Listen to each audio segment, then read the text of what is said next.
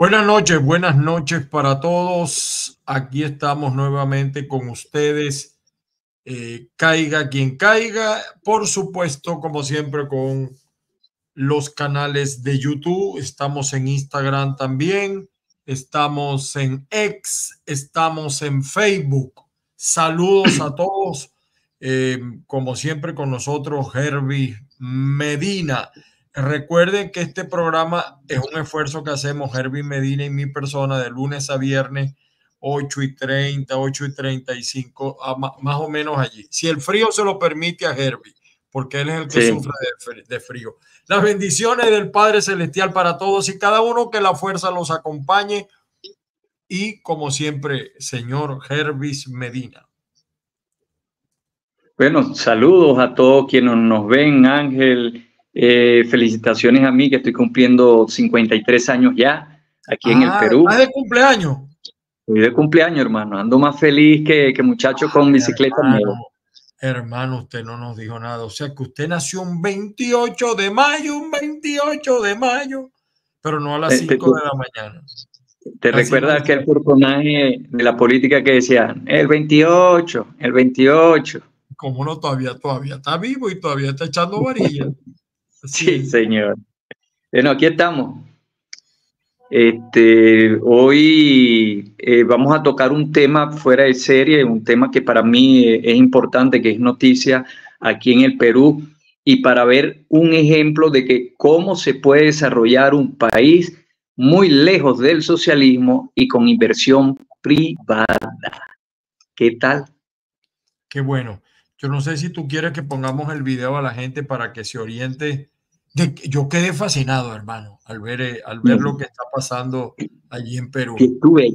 Yo estuve ahí, fui a la playa, eso queda en la costa, al norte de acá, como a día y medio, y fui a la playa de Ancón y pasé por esa obra y quedé fascinado. O sea, después de la represa del Guri no había visto una mega obra tan impresionante como lo es el megapuerto de Chancay. Vamos a pasar el video para que la gente se vaya teniendo idea de hacia dónde va el Perú. Ok, ya lo vamos a poner el video. Ya lo vamos a poner. Aquí lo tenemos. La fascinante obra de el megapuerto de Chancay. Mayo 2007. El almirante Juan Ribaudo creó la empresa Chancay Port, CHP. Ese año se iniciaron los estudios de factibilidad. 2009. Se concluyeron dichos estudios con excelentes resultados. 2010. En la búsqueda de un socio estratégico, el proyecto fue ofrecido a empresas de Singapur, Hong Kong, España, Estados Unidos, Brasil y Chile. Mayo 2011. Creación de la empresa Terminales Portuarios Chancay, TPCH, en sociedad al 50%, entre Chancay Port y la minera Volcan. Ese año también se aprobó el plan maestro del proyecto en 6 etapas. Diciembre 2014. Se aprobó el estudio de impacto ambiental. Así, se inició trabajos de movimiento de tierras y voladura de cerros en el área del proyecto. 2015. Se modificó el diseño y el estudio de impacto ambiental para incluir un túnel de 1.800 metros. Fíjate eso. 16. Volcan compró el 100% de las acciones del proyecto, tras el fallecimiento de Juan Ribaudo en el 2013. 2017. Se completaron los permisos técnicos y administrativos y el proyecto queda listo para iniciar las obras. Completo, como tú quieras. No, si quieres lo paraliza entonces para ir adelantando. Se lanzó un concurso internacional para conseguir un operador. Es largo esto. Bueno, vamos a entrar en historia. El Perú es uno de los países más inestables políticamente en los últimos 10 años, salvo 2 presidentes transicionales, el resto ha estado preso. O sea, nada más con ese dato. Solamente en los últimos 8 años hemos tenido 6 presidentes, con la actual presidente Dina Boluarte, que también está que le cortan la cabeza. Entonces, a lo que quiero llegar, que a pesar de la inestabilidad política, porque no se entiende el Congreso con el presidente y han querido meter el comunismo, el socialismo, desde que se fue el chino Fujimori, porque recordemos que desde el año 92 hasta el año 2000, Fujimori implementó lo que se llama el liberalismo y el capitalismo. Privatizó el 80% de las empresas y creó instituciones tan sólidas que hoy día son incorruptibles. Entre eso, el Banco Central de la República del Perú, la Contraloría, el Tribunal, etcétera, etcétera. En ese transcurrir de tiempo han pasado todos estos presidentes, pero la obra, tal cual como lo dice el video, comienza con la idea de un ingeniero peruano en el 2007 que presenta un proyecto de un megapuerto que sirviera para transitar hacia los Estados Unidos, México y parte de lo que es Chile e ir hasta la Argentina, ¿no? O sea, la idea era pequeña. En el 2010, como lo dice el video, el proyecto fue presentado a varios países y nadie en la licitación participó, no les pareció interesante. En el 2011, China dice, yo voy a participar, pero con el 50% de las acciones. Perfecto. Crean la empresa con el 50%, COSCO Shipping Corp, que es una empresa estatal china, no es privada, es una empresa de capital del Estado, porque recordemos que en China existe un capitalismo de Estado. Él participa y comienzan en el 2014 lo que es el estudio de factibilidad en cuanto a lo que tiene que ver el impacto ambiental, el tecnicismo, y es aprobado rápidamente en el 2017. A partir de allí se obtienen todos los permisos técnicos y en el 2018 se abre un concurso para contratar una operadora de puertos. ¿Y adivina quién ganó? ¿Quién? China. China. Entonces, China es el dueño del 50% de la obra y es dueño absoluto de la administración de aquí al 2050 de la operatividad del puerto. ¿Qué tal? A buen negocio, ¿no? Tremendo negocio. En el 2020 las licitaciones entraron y en el 2021 inician la obra. Te estoy diciendo, año 2021, antier, después de la pandemia. Año 2021 inició la construcción del megapuerto, que vieron la dimensión, tiene un túnel de 1.8 kilómetros, es decir, el puerto está en el agua, pero para irse a la zona de tierra tiene que transitar por un túnel. Una ingeniería muy loca. Esto está en 80% de avance. Y adivina cuándo va a ser inaugurado. ¿Cuándo?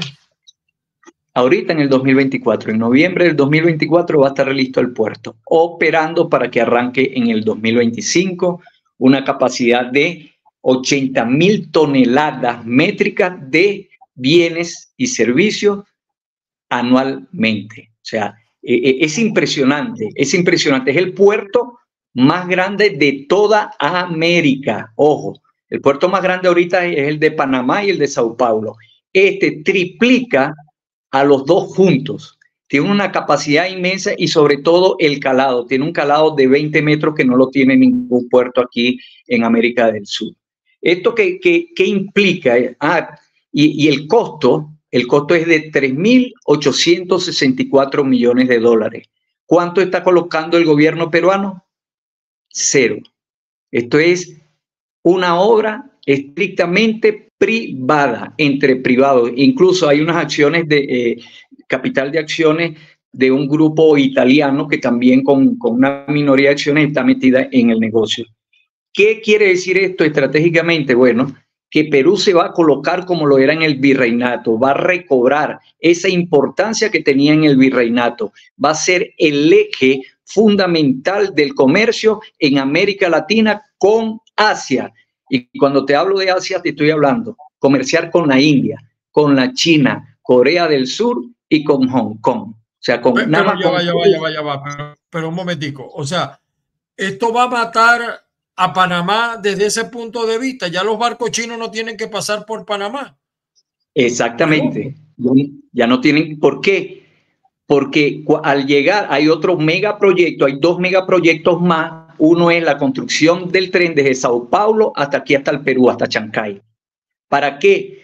para que en ese tren se traigan todos, se transporten, tanto de ida o de venida, todos los bienes y servicios que contraten los países, Brasil, Colombia, por supuesto Perú, Ecuador, Bolivia no entra en la jugada, Chile, Argentina, Paraguay y Uruguay. 8 países pueden utilizar este puerto ya con la construcción que va a iniciar el año que viene del tren que sale desde Brasil, va a pasar por Paraguay, va a recoger eso y toda esos bienes los van a dejar en el puerto de Chancay.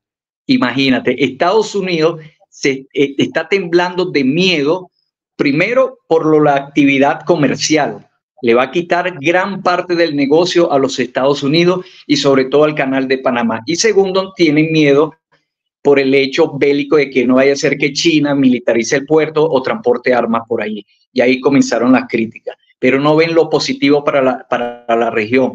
El Perú es el primer país en Sudamérica que tiene una economía estable con unas reservas internacionales de 76.000 millones de dólares y tiene el dólar más barato de toda la región. Un dólar equivale a 3.76 soles. Y con un dólar aquí tú desayunas, es decir, con casi 4 soles usted se mete un buen desayuno acá. La economía es estable. Lo que no es estable acá es lo político. Se ha querido meter el socialismo. El año pasado hubo recesión económica de menos 2%, precisamente por los desórdenes que dejó Pedro Castillo, el hombre del sombrero. Comenzó a dar bonos, a regalar dinero, a regalar. Lo bueno es que aquí el presidente que le pida al Banco Central que imprima soles, el Banco Central le hace así. Le dice, no señor, ni en la pandemia el Banco Central emitió soles para soportar la pandemia. Prefirió quemar dólares, pasarlo a la calle para reactivar la actividad comercial, que emitir dólares, que sabemos que cuando tú emites moneda local, sube la inflación. Y la inflación aquí en el Perú está controlada. Pero con toda esta actividad, señores, va a haber dinamismo económico en toda la región, porque esto no es solamente se va a beneficiar el Perú, sino todos los 7 países, a excepción de Bolivia. Los 7 países se van a ver beneficiados en cuanto, porque imagínate cuánto le costaría a Chile enviar litio a China, cruzar por todo el estrecho de la Antártida hacia ir allá. Esto le da un ahorro de viaje a cada nave entre 12 a 16 días. Imagínate cómo van a bajar los aranceles. O sea, que va a ser más cerca de China a ese puerto que China pasar por el canal de Panamá. Es lo que tú me quieres decir, pregunto. Por supuesto, para ir a América, para ir al lado del Atlántico. Para ir a Perú, pues para ir a esa zona de... evidentemente que si el barco chino tiene que ir a Panamá, se va por el canal, ¿no? Si va para Centroamérica. Pero, por ejemplo, en el caso de América del Sur, los barcos chinos estarían mucho más cerca por esa vía. Sí, están a 7.000 millas náuticas de distancia y se van a ahorrar de 12 a 16 días de viaje. Eso es ahorro de combustible, de personal, de aranceles, etcétera, etcétera. Eso es un ahorro para los inversionistas. Economía, es decir, con la economía peruana, la economía brasileña, por ejemplo, está mucho mejor que la economía de este bloque que preside Venezuela, Colombia, etcétera. Está mucho mejor esa economía. Y le va a llegar. Pero fíjate que no dos cosas, ¿no? Una, que no todo lo que hizo Fujimori fue malo, ¿no? Cuando me hablas del Banco Central, eso no se ha logrado en Venezuela. Bueno, empezando en Venezuela, ¿quién dirige el Banco Central? O sea, es el poder incapaz el que dirige el Banco Central, está penetrado. Los bancos centrales, para los que nos están viendo, tienen que ser dirigidos de manera independiente. Así pasa en la mayoría de los países donde la economía funciona. Y segundo, que me llama poderosamente la atención, que por las cifras que tú manejaste y que vi en el video, este proyecto lo inició Ollanta Humala, o sea que hizo algo bueno Ollanta en su periodo, ¿no?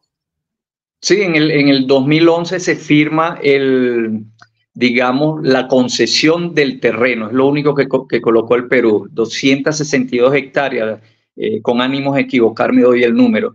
Fue lo único que hizo Ollanta Humala bueno, porque ese es otro de los presidentes que fue preso, ¿no? O sea, todos los presidentes del 2000 para acá han estado presos y han sido defenestrados. Entonces, esa firma 2011, ahí comienzan a hacerse los estudios técnicos, todo esto fue financiado por la empresa privada, la Corp Shipping Corporation, que es de China. Todo lo que se ha gastado allí lo ha puesto el sector privado. No hay un dólar que haya puesto el Estado peruano. Creo que ese es el éxito de esta mega obra, porque donde está el Estado presente, hay corrupción. La única forma que no exista corrupción es que no esté el Estado presente. Y en esta obra ha dado buenas críticas, a excepción de ciertos políticos, sobre todo socialistas, que si el daño ecológico y bla, bla, bla, como que si las construcciones de ellos no ocasionan daños ecológicos. Pero en fin, es una mega obra que fíjate que los chinos se plantearon este reto. Ellos dijeron, vamos a invertir 3.864 millones de dólares, los cuales debemos recuperar en 10 años. Estamos hablando de la financiación de la obra. Es decir, que van a producir más de 386 millones de dólares al año. Ya estimaron que para el primer año va a haber un ingreso de 520 millones de dólares, solamente el primer año en operatividad. Es decir, que recopilarían el 10% del capital y lo demás es ganancia. Magnífico. Oye, claro, la economía peruana, como tú dices, una cosa extrañísima. ¿Cómo el conflicto político no afecta lo económico? Quizá porque, mira, no sé, pienso yo, aquí elucubrando un poco, saludos a Jesús Sánchez y a todos los que nos están sintonizando. El fenómeno asiático, o sea, guardando las distancias, lo que pasa en China, que a pesar de tener un gobierno comunista que no respeta los derechos políticos, que no respeta los derechos humanos, no interviene en lo económico, o si interviene es para poner orden, ¿no? Algo similar será porque en Perú hay una gran colonia asiática, fundamentalmente creo que japonesa y china. Corrígeme tú, Hervis. Bueno, aquí hay una importante colonia japonesa. Lo que pasa es que se mezcló el japonés con los indígenas, con los quechua. Aquí hay 6 millones de quechua. Es el país que tiene mayor población indígena en el continente. Lo que tú estás diciendo de China, quien está invirtiendo el capital es una empresa, como te dije, pero la propietaria es el Estado chino, porque el chino es dueño de todo. Acordémonos que es un socialismo. Sí, pero de capitalismo de Estado, sí. Sí, un capitalismo de Estado. Lo que quiero decir es que ellos tienen otra concepción y lo han demostrado, ¿no? Lo han demostrado independientemente de las consideraciones políticas. No hay libertad de expresión y también hay que decir esto. China tiene aproximadamente 1.500, 1.600 millones de habitantes y más de 600 millones están en pésimas condiciones. Fíjate que por el Darién, ya se ven colonias chinas, cientos de chinos transitando y caminando. Claro, con una característica que yo siempre me río. Tú ves a los venezolanos que llegan a México todos desastrosos, acongojados, etcétera. Y los chinos llegan fresquitos. Porque en China, como dice el refrán, los chinos dicen que todo lo que camine se come. Entonces, los venezolanos no piensan así. Pero en todo caso, pues es una buena muestra de que lo económico no tiene que tener interferencia política. Y si eso lo entendieron los chinos, qué bueno que también en Perú esté pasando eso, independientemente de que quisiéramos también, cuando tú hablas de los presidentes presos, yo digo que en Perú funcionan las instituciones. Porque si han puesto tantos presidentes presos, quiere decir que ningún partido domina el poder judicial. Y eso me parece a mí importante, ¿no? Ojalá en Venezuela tuviésemos esa característica, no solamente ahora, sino también en el pasado, ¿no? Por si acaso. Ahora, este puerto, Hervis, ¿qué problema estaba leyendo por allí? No sé si me equivoqué la lectura, que ha tenido también problemas, ¿no? Con los trabajadores. ¿Qué problemas ha habido desde el punto de vista sociopolítico para iniciar esa obra, que se arranca ahora en noviembre? Sí, hubo tres problemas puntuales. Uno, los habitantes de la región, que son apenas 60.000 habitantes, no estaban de acuerdo con que el puerto estuviera allí. Eso es natural en toda construcción. Toda construcción, el que habita alrededor nunca va a estar de acuerdo con el progreso porque le va a haber afectado su zona de control. Segundo, hubo unos nueve fallecidos en la construcción del túnel, se equivocaron en la topa y se vino abajo eso. Y bueno, eso causó un desastre ahí humano el año pasado. La construcción siguió.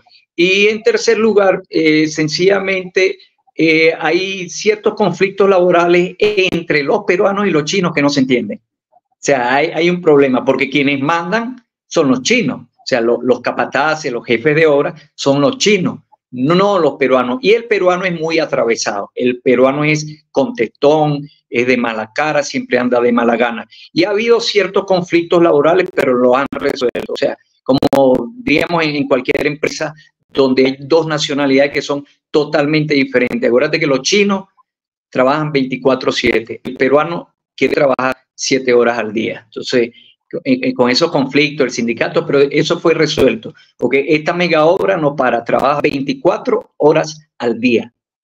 ¿Sabes lo que es eso? 24 horas al día. Tú sabes que cuando tú hablabas de los chinos, eso también pasó en Venezuela y los venezolanos se le alzaron cuando metieron a los chinos en la industria petrolera. Los chinos son gente sacrificada. Para el chino, tener el trabajo es un honor. O sea, mientras que para el venezolano es otra cosa, o para el latinoamericano, el trabajo es un mecanismo de obtener un dinero. Para el chino, más allá de que por supuesto tiene dinero, el trabajo es un honor. Pero estaba leyendo también, te quiero colocar esta noticia, no te puedo precisar, vamos a ver de qué fecha es. Una noticia que vi sobre este tema, la vi en Infobae. La noticia es, bueno, el evento de Chancay debe maximizar su impacto en la población, asegura especialista. El director de la consultora Supera, José Antonio La Rosa, resaltó que el terminal portuario chancayano debe mantener vínculos estrechos con el crecimiento sostenible del distrito. Y ahí saca una fotografía de parte de la obra, ¿no? El impacto del puerto de Chancay. O sea, mira ese tamaño. Ese es el túnel. Y está en chino, ¿no? Estoy viendo que está en chino el escrito, en español y en chino, ¿no? Especialistas, sí. Dice aquí, especialistas proyectan un crecimiento vertiginoso en la actividad económica de la zona. Bueno, yo creo que, Herbie, pudiera el Perú con esto, primero háblame de este impacto que señala Infobae y otros medios, ¿no? Pero yo más bien veo aquí un impacto positivo, Herbie Medina. Sí, bueno, como en todas obras siempre hay envidiosos y siempre hay que hablar mal del prójimo en vez de ver los beneficios que vienen, que ya te los voy a enumerar.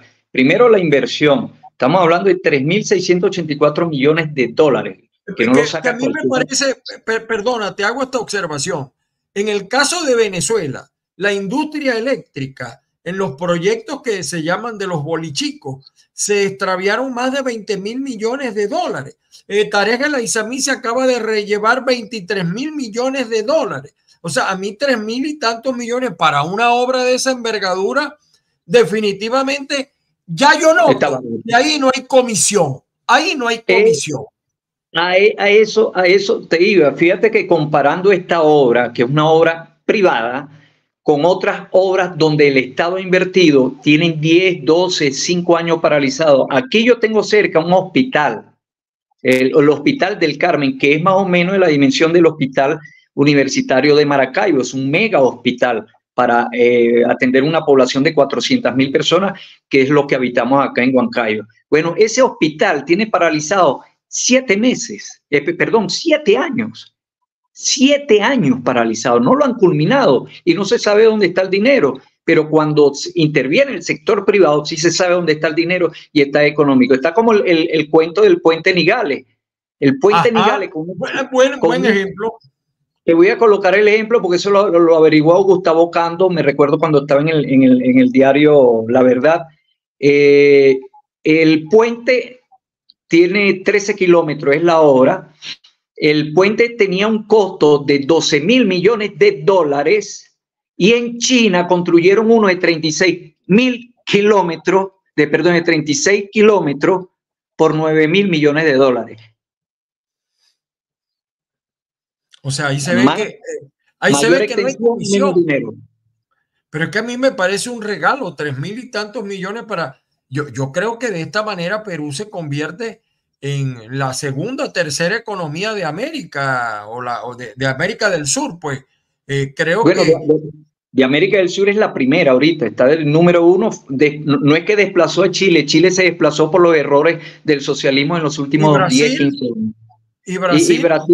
Brasil está estancada, o sea, cuando estaba el anterior presidente subió y ahorita en menos de 2 años está en déficit y lo dejaron en superávit. El problema es la corrupción, ese es el problema. Ahora con respecto a lo que dice Infobae, bueno, para mí es una crítica absurda, no tenía nada que decir y bueno, y sacaron ese panfleto allí, porque fíjate que la población de Chancay es de 60.000 habitantes. Chancay queda a escasos 40 kilómetros de Lima, de la capital. Está en la costa, es una zona arenosa, es como ver los médanos de Coro, ¿verdad? Pura agua y encontraron el sitio para construir. Ahí viven 60.000 personas. Más arriba están las playas del Perú, Ancón, todas las playas famosas.